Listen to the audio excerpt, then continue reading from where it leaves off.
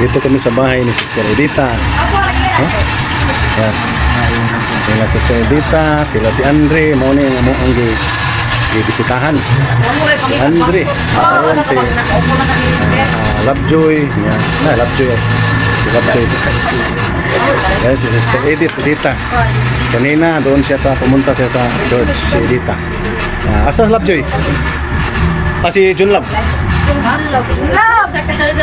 Dong! Ari dong! No dia? Masa trabaho dai? Laban na pa ugma pa man. Asa sa trabaho? Ano trabaho ma? Ma, ano trabaho?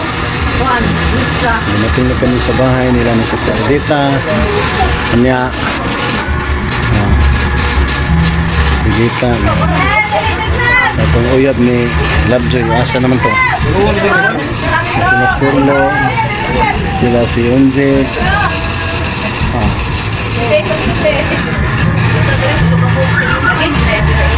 Asa pa kayo? Uya, Lovejoy. Uya na. Gagawa ko. Ano uya ba? Lagi na.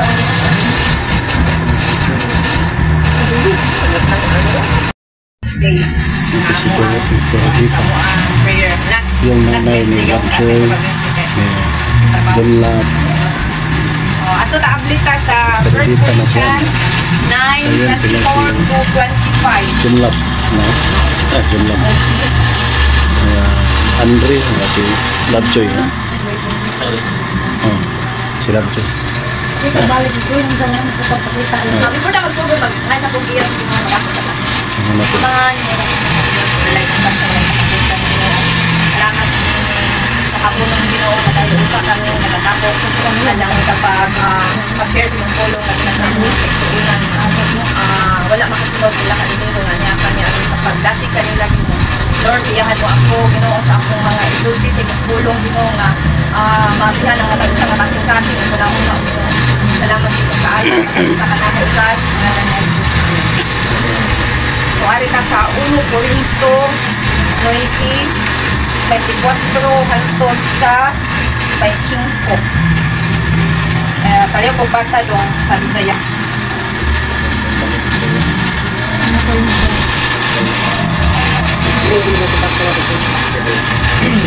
Wala mo rin to, kapitulo 9, siguro 24. Wala ba ka mo masayod nga sa usa ka lumba ang tanang apil sa lumba mudagan apan usara ang makadawat sa ganti busa dagan aron kamo makadawat sa ganti.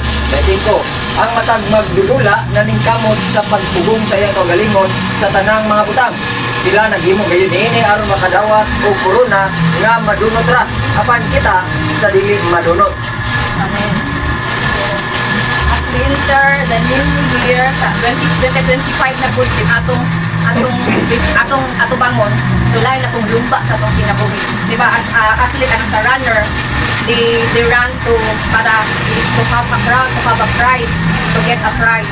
So kita, lain na po lumba sa atong kinabuhi. So, kaning bersikulo ha, diba, anak ko tulo ka factor. Una is to focus. Ang ikaduha is to correction. Third is a determination. So, when we focus, ano na diha ang kanang let us fix on us or on the things above sa Ginoo. Makita na nato sa Hebrews 12:1 hangtod sa 2. He is the perfecter of our faith. Dekado. Hebrehanon kapitulo 12 bersikulo 1.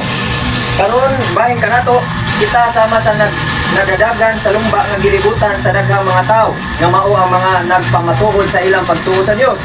Busa biyaan nato ang mga sala nga naghawid kanato ang tanang nagababag sa atong pagdagan.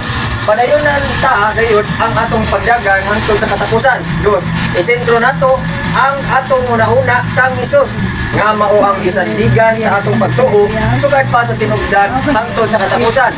Giantos niya ang paglansad kaniya sa krus ug wala niya igsapayan ang kaulaw. Tungod kay ginauna niya ang kalipay nga madawat niya unya. So mo na to kanang focus sa dihang mga lagad ka sa Dios, ipasama man sa lupa. Nganong nahimutang isulod ta aning pagkatustuhan nun para mahimaya ang Dios nato, di ba? Mahimaya ang Dios. So we have to focus. Unsa mga problema mo abot sa atong kinabuhi, mga trials, kagulaanan, ang difficulties mabot sa itong kinabuhi. Sama ninyo as estudyante, diba, na pressure, kakapoy, na sinati ko na po ninyo, or kung kailan ko nakatanaw ninyo, dahil na-feel na ko ang katong nag-sway sa ito, pressure ko siya. But when we focus ourselves, tigaan na itong time, kana, makanata murag agu-aguan ninyo time. Tagai ang Diyos, hindi man excuses ang panarbaho, ang pag-eskwela, but butang sa itong kasing-kasing na i-priority din nato. Kaya once we prioritize God sa itong kinabuhi, ang inyong kaugmaon, ang inyong hantod mula ko mo, na ang Diyos nagkatanaw. Sama na ko, nag-college ko, no? Kapoy! Promosory note sa college, gusto ko motivas, kaya gusto ko sa among pamilya nga kanang ako'y mo break sa tumulo kay akong pamilya is natawag sila mga anunahan sa una kay tinyente akong lolo, but ang mga anak sa garan sa akong mga yaan wala sila nakatiwas kay tungod babaero si lolo. Kaya anak ko nga this is the time na ako graduate job ko mo na nga while nag-eskwela ko mo-attend ko Wednesday, Friday sa una sa usa ka kapoy, pero wala ta mo pressure. Ang ako lang is kanang if you have time, then don't forget ayaw kalimti ang sa inyong kinabuhi kay siya radyo mo direct sa inyong sa inyong kinabuhi. Bisan ko sa kalisod kay lakong nito kabalo ko sa kita na ang sitwasyon akala ko mas sakit sa akong butan. Padayon mo ka dili mo sagdan sa Ginoo, padayon na mo ang kaniya ang atong nakuha is this is 25, so embrace pangitaa ang Dios, himayaan ang Dios kay siya Dios mubalo sa inyong mga sakripisyo niya. Then ikaduha is correction. Ang correction dili ta mahimong anak sa Dios, diba sa father mo material disiplinahon ta, pero naada sa pulong sa Dios sa James chapter 2 or Hebrews lang yapon nga ang Dios, ang mga father guy biological, diba disiplinahon ta unsa pa ang Dios. So diha sa pagdisiplina is through His words. Night time nga sa mga pastor, sa mga leaders, correctionan ta naara na to o mo accept ta sa correction or dili, but through correction we grow, we become mature, and kanang mahimo kang mature sa Ginoo, diba? Ang correction na would not in the inside the church. Kung na yung mga correction na sa panimalay, take it, kaya ka nang you will grow. Mo na ang second, hindi na ako ma-elaborate, basta mo na ang kada correction. As a runner, lagi na coach, diba? Kasaban sila mo na, ay tarungan na yung kuhan, hindi ka diri, agi na, diba? Sa basketball, diba na coach, correctionan sila. Anak, so third, sinut na ko. Third is, baka dyan ko kani good, kuya, magod. Ang push pag-ingon. Third is, katong third, determination. You have to determine to finish the race. So nagito giwali si pastor, murag same sa tuat, pero same ako, may same. Nagaingon diri siya. Mualagad nga mahulatayon, lahutay, padayon. Aron mo lahutay nakinhanglan o gugma. So, may gugma ka na. Gugma sa pamilya, gugma sa pagtuo. Aduna gani, bako kay balo. Aduna gani mo yun na kanang murag na pandulan. Ayaw mo pagtanaw tao. Tanaw mo sa pagpangalagad sa Ginoo may mayan. Aduna mo yung mga ngayon, na gusto na kanya, ibatanong dito, ubos ko sakit kay sinutian. Huwag ka na napuan, wako na uyong sa iyong pagwali. Nana, ayaw. Kanang, isimba ka, ano may maya sa Ginoo, malipay ang Ginoo. Wala na ipuntikan. If we determine, mo finish na, mo focus na, we get the crown of life, the eternal life. Ano siya? So, nadiri yan. Dili imo iko, huli ang paghatag alang sa kaayuhan sa balay sa Diyos. So, kung wala man tayo financial, kaya estudyante man ta, ang atong pagsabisyo dyan niya. Pwede na yung mga activities, kung free ka, magamit ta. Ana lang, mga gagmayng butang na makakaimaya sa Ginoo nga para nimo malipay bilang Ginoo ni God will grant, God will reward. Muna nga focus ka sa paglumba.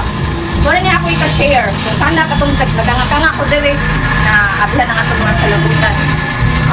As ate ninyo, padayon dito sa Ginoo kay gugma mo sa Ginoo. Kana kay naami dire gugma mo sa Ginoo. Malipayon mo nga naami dire kay malipayon po niya nga ika-serve ninyo. Malipay ang Diyos. Salamat.